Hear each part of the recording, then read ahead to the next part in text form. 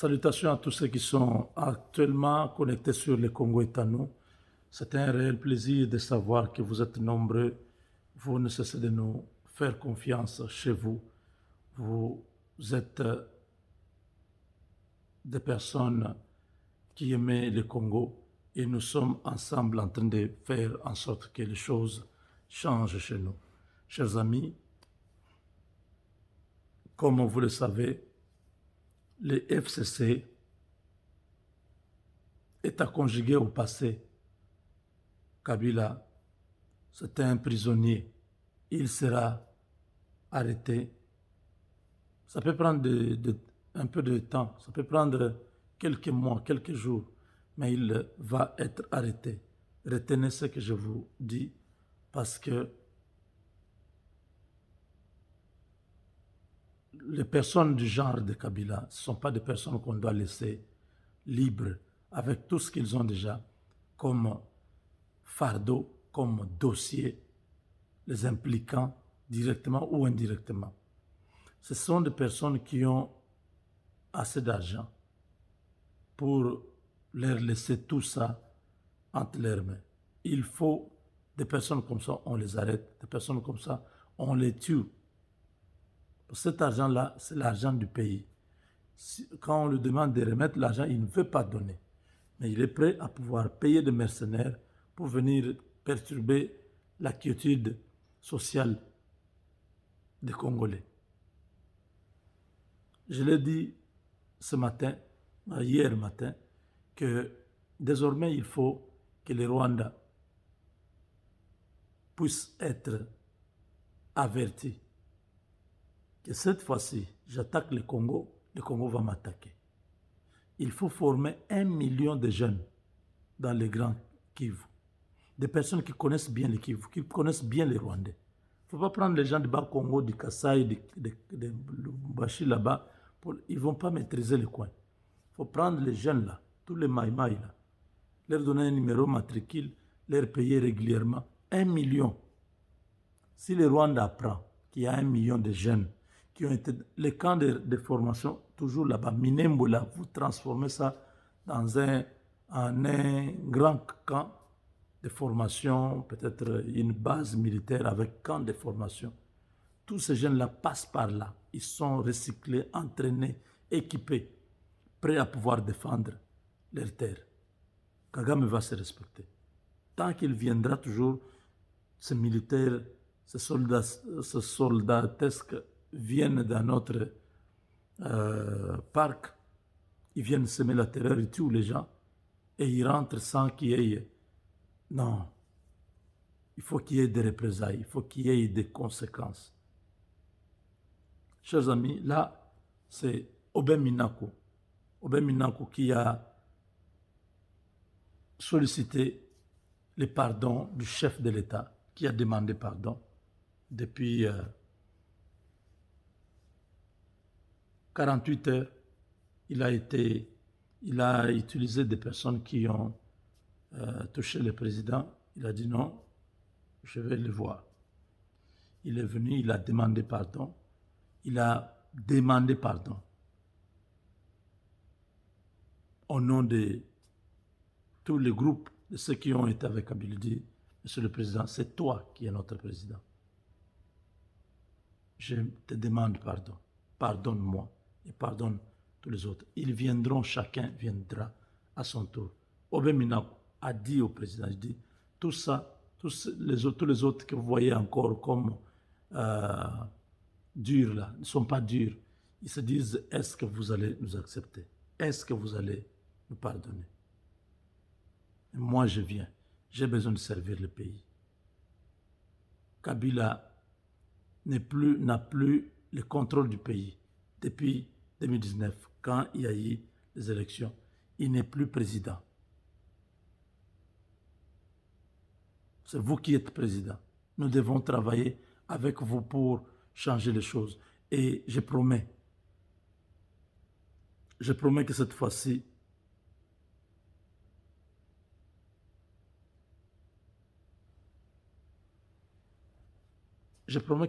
nous allons bien servir notre pays. Ce que nous avons fait autrefois, c'est... Je n'ai pas de mots, Monsieur le Président, pardonne-moi. Il a demandé pardon à tout le peuple congolais à travers le chef de l'État. Il a demandé son adhésion dans l'Union sacrée pour la République. Il dit qu'il n'a plus rien à voir avec Kabila. Kabila appartient au passé, il peut s'occuper de ses activités, mais sur le plan politique, Kabila n'engage plus la République. Donc il n'a plus rien à voir avec Kabila. Il veut servir la nation. Chers amis, Néhémie Mouilania, qui voulait à tout prix la chute du président Tshisekedi. Aujourd'hui, Néhémie se retrouve en difficulté. Néhémie, c'est une personne non grata. Kabila, si il rencontre Néhémie, il le tue. La sœur de Kabila a menacé ces gens. Les Minako, les Bochab, les Néhémie, les Chadari. Il leur a dit, vous avez rendu un mauvais service à mon frère. Vous l'avez menti. Vous l'avez trahi. On n'a rien à foutre avec vous. D'ailleurs, tous vos comptes bancaires, nous connaissons là où l'argent se trouve. Tels qu'ils sont là, la plupart, ils vont bientôt pleurer parce qu'ils n'auront plus l'argent pour vivre. Kabila, qui mettait certains de leurs comptes à l'extérieur, il sait comment il va coincer ces gens-là. Ils vont perdre de l'argent parce que Kabila se sent trahi. Or, Kabila sait très bien qu'il est venu dans le pays pauvre, il s'est enrichi, il n'avait même pas à blâmer les Congolais, même ceux qui ont été avec lui au FCC. Ce sont des personnes que lui doit être reconnaissant. Kabila doit être reconnaissant de tous les gens du FCC, du PPRD qui ont fait de lui ce qu'il est. Il n'a pas à regretter. C'est lui qui est venu s'enrichir dans le pays. Il a appauvri toute une nation. Donc, voilà. La situation a changé. Ils viennent maintenant, Katimini, ils se cachent. Mais comme ça, c'est le président de la République, vous ne pouvez pas vous cacher. Il y a toujours des gens qui ont des images.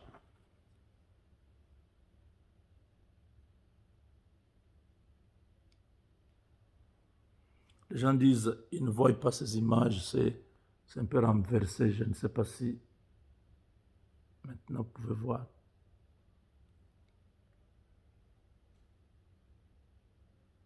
Vous avez vu? Il est là.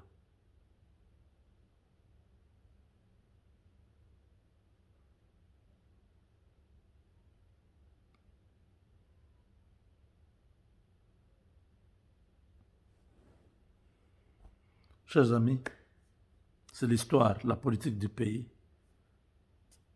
C'est très dynamique. Hier, tous ces gens étaient le soutien de Kabila. Aujourd'hui, Kabila perd tout.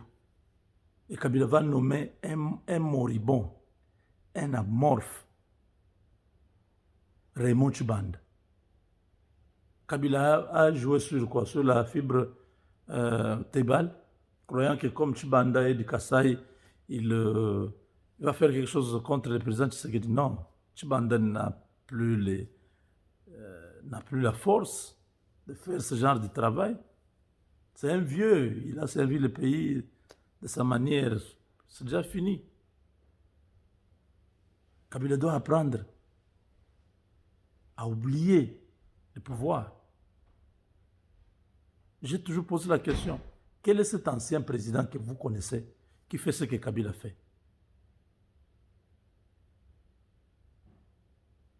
Il cherche à contrôler la CENI, il cherche à contrôler la Cour constitutionnelle, il cherche à contrôler l'armée.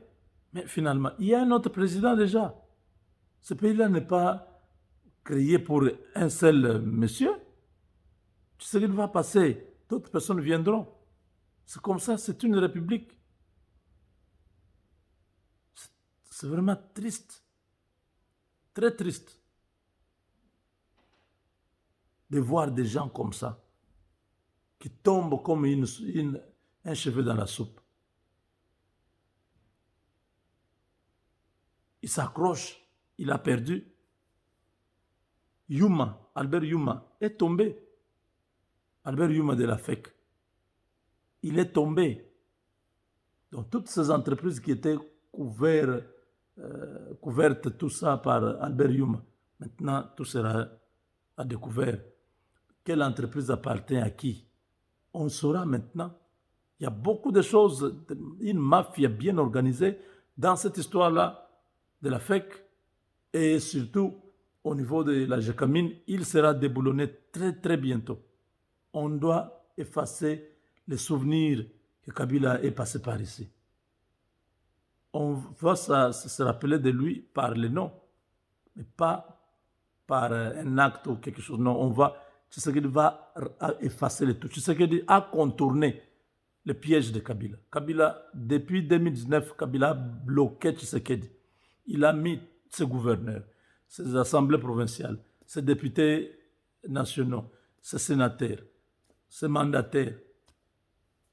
Bref, Kabila a contrôlé tous les pays, l'armée, la police, la magistrature. Kabila avait tout entre ses mains. Et Tshisekedi était bloqué. Il ne pouvait pas poser certains actes parce que ça pouvait le mettre dans une position de mise en accusation. Et ça pouvait faire l'affaire de Kabila et les autres qui ne veulent pas que lui puisse devenir président. Quand Tshisekedi a compris qu'il était complètement bloqué, l'unique chose c'est quoi? Laisser la route là, contourner. C'est ce que Tshisekedi a fait. Il a contourné. Papa Luamba est venu, l'affaire s'est passée, Papa Luamba est parti se reposer et les ordonnances ont coulé. On a lu pendant 5 heures les ordonnances. Dès que cette opération s'est terminée, directement, la Cour constitutionnelle a basculé. En basculant, l'homme de la CENI ne pouvait plus passer. Tout était verrouillé. Ce Kabila se rend compte que Tshisekedi avait l'armée, la police, les cours et tribunaux. Il avait déjà nommé 122 ordonnances. Kabila demande à Mouilanya et les autres juristes, qu'est-ce qui se passe? Quel est l'impact de ça? On lui explique, le chef, maintenant là, nous perdons la Cour constitutionnelle. Il vient de nommer 3 personnes à la Cour constitutionnelle. En remplacement du juge Benoît Luamba et des autres, un autre qui avait démissionné, je crois. Bref, il a 3 juges qu'il est en train de remplacer. Donc nous avons perdu. Nous avons perdu l'influence au niveau électoral. Faisons tout pour que Malonda passe. Malonda a été rejeté par le président Tshisekedi. La machine s'est bloquée là. Donc aujourd'hui, Kabila, c'est terminé. Aucun de cette famille-là ne pourra être même chef quartier au Congo. Zoé et tous ces gens-là. Ils vont tomber, je vous ai dit, tous les gouverneurs, ils vont commencer à tomber un à un. Au Kwilu, plus de la moitié des députés ont rejoint l'Union sacrée. Donc c'est comme ça maintenant. Les gens doivent s'adapter, ils doivent accepter, s'habituer à cette nouvelle appellation. En janvier ici, nous aurons un gouvernement d'union nationale, c'est ça le terme, avec un premier ministre, Ilunga Kamba, et des missionnaires, il attend. Il y a beaucoup de choses sécuritaires, il y a beaucoup d'éléments que nous ne pouvons pas donner ici, mais c'est comme ça. Donc, voilà, chers amis, vous avez l'information. Obé Minaku vient de rencontrer le président de la République. Il a supplié, il a pleuré. Il a besoin de la survie. Politiquement, il est mort s'il reste au FCC, parce que le FCC est resté une coquille vide. C'est un véhicule vide qui n'a pas qui a quelques passagers, mais il n'y a pas de chauffeur. Le véhicule va aller se renverser, il va se cogner, ce sera la fin. Obé Minaku a promis que beaucoup d'autres de ses collègues Ne soyez pas surpris si vous voyez Évariste Bochab aller faire la même chose, implorer la pitié du chef. Parce qu'ils sont considérés comme les caciques, des gens, les ténors là. Maintenant qu'eux aussi lâchent.